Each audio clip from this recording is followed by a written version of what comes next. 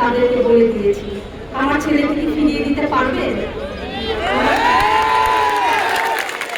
আজকে আমার ছেলে আমাকে এত বড় একটা মুকুট পরিয়ে দিয়ে গেল, এটা আমি কোনোদিন ভাবতে পারিনি। যেদিন আমার ছেলে মারা গেল আমি আসলে কাঁদতে পারিনি, আমি সেদিন আজকে আমার ছেলে কিন্তু বুঝিয়ে দিয়ে গেল। সে যে কথাগুলো আমাকে বলতো যে মা তুমি যেভাবে চিন্তা করো আসলে তা না।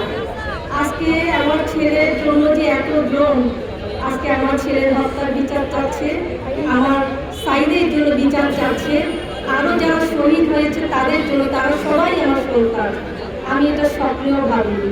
আমি ওকে বলতাম যে বাবা তুমি আমার মান সম্মান রক্ষা করো। ও খুব সাদামাটা জীবনযাপন ছিল, আমি চাইতাম ও একটা আমার মতন করে চলুক, কিন্তু না, ও সবার সঙ্গে মিশে যেত। তো আজকে আমার ছেলে আমাকে এত বড় একটা মুকুট পরিয়ে দিয়ে গেল, এটা আমি কোনোদিন ভাবতে পারিনি। আজকে যারা তোমরা আছো ছাত্র সমাজ, সবাই তোমার আমার ছেলে, তোমাদের সকলের পাশে আমি আছি, সমস্ত সুখ দুঃখর পাশে আমি আছি, যে কোনো আন্দোলনের সঙ্গে আমি আছি। কিন্তু আমি মা হিসাবে আমি কখনোই এই সরকারকে আর মেনে নিতে পারবো না।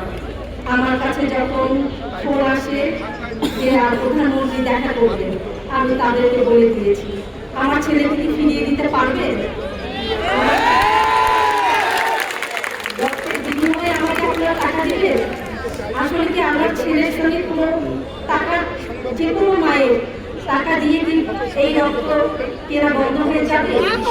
কারণ আমরা সবাই মধ্যবিত্ত, নিম্ন মধ্যবিত্ত, খুব কষ্ট করে আমরা বাচ্চাকে মানুষ করেছি। আমরা কোনোদিন কারো কাছে হাত পাতি, বাচ্চাকে হাত পাতা শিখাইনি। এখন আমি কেমন করে এই রক্তের বিনিময়ে আমি হাত থাকবো? আমি এটাকে ধিক্কার জানাই। এই প্রস্তাবটা দেওয়াটা কখনোই কোনো মাকে দেওয়াটা ঠিক না।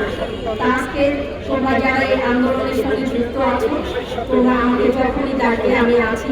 আসলে আমি পাথর হয়ে গেছি, আমি আসলে কিভাবে কাঁদবো, আমি কাঁদতে পারছি না। আর কোনো মায়ের বুক খালি হলে তবে আপনি বান্দা বলতে চাই